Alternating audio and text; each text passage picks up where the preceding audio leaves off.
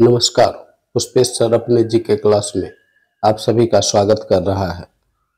पहलगांव हमले के बाद भारत और पाकिस्तान के बीच महायुद्ध छिड़ने वाला है, इसके संकेत मिलने लगे हैं। पहलगांव में हुए आतंकी हमले के बाद भारत और पाकिस्तान के रिश्ते में तनाव एक बार फिर चरम पर पहुंच गया है। भारत ने जहां सख्त फैसले लेते हुए पाकिस्तान को बर्बाद करने की कहानी लिख दी, वहीं पाकिस्तान भी मिसाइल परीक्षण के लिए नोटिफिकेशन देकर अपनी मंशा जाहिर कर चुका है। ऐसे में सवाल उठ रहा है, क्या दोनों परमाणु देशों के बीच टकराव अब केवल शब्दों तक सीमित नहीं रहेगा? क्या अब कहीं निंदा और कड़ी कार्रवाई के बाद कुछ बड़ा हो सकता है? नीचे कुछ संकेत है जो महायुद्ध की ओर इशारा कर रहा है। राफेल सुखोई ने किया युद्ध अभ्यास। दोनों देशों के बढ़ते तनाव के बीच भारतीय वायुसेना ने संभावित युद्ध के लिए तैयारियां तेज कर दी है। इसी कड़ी में भारतीय वायुसेना ने अपने सबसे आधुनिक लड़ाकू विमान राफेल और सुखोई 30 का युद्ध अभ्यास किया। यह अभ्यास वायुसेना के मध्य सेक्टर में किया गया, जो रणनीतिक रूप से बेहद अहम माना जाता है। राफेल और सुखोई 30 जैसे लड़ाकू विमानों की तैनाती यह दिखाती है कि भारत किसी भी स्थिति से निपटने के लिए पूरी तरह से तैयार है। यह पहला संकेत था महायुद्ध का। दूसरा, 27 देशों के राजदूतों के साथ बैठक। भारत ने पहलगांव आतंकी हमले के पीछे पाकिस्तान का हाथ होने की जानकारी सीधे तौर पर दुनिया के सामने रख दी है। विदेश सचिव ने अमेरिका, ब्रिटेन, रूस, फ्रांस, चीन, जापान, जर्मनी जैसे देशों के राजदूतों को हमले की ब्रीफिंग दी। भारत इस कूटनीतिक कदम से स्पष्ट है कि वह अब केवल प्रतिक्रिया नहीं बल्कि कार्रवाई की तैयारी में है। रूसी मीडिया की बड़ी चेतावनी।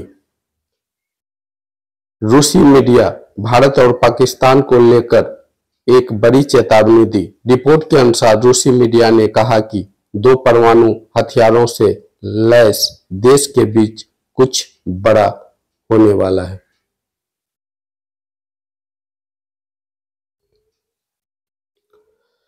ऐसे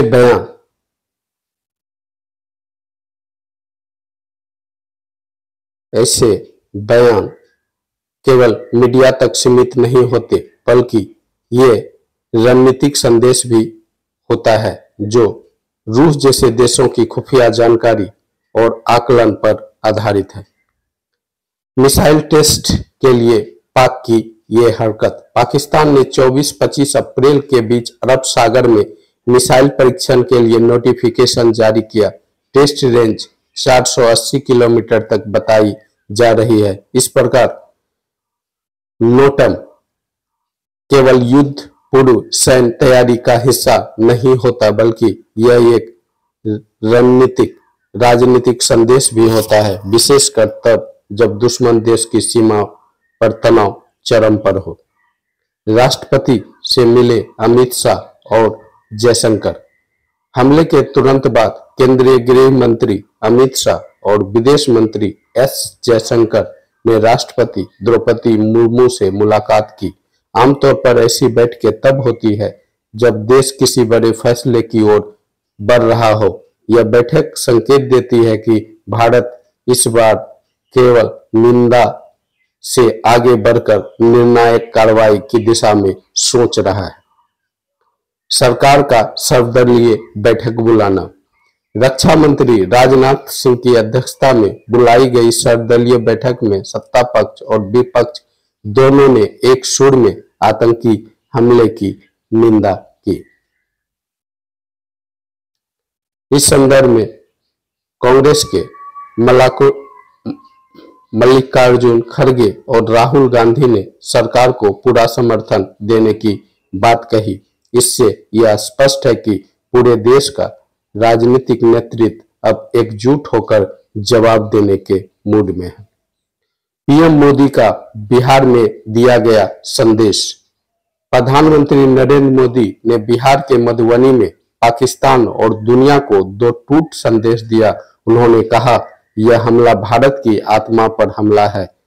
जो लोग इसके पीछे हैं उन्हें ऐसी सजा दी जाएगी जिसकी उन्होंने कल्पना तक नहीं की होगी।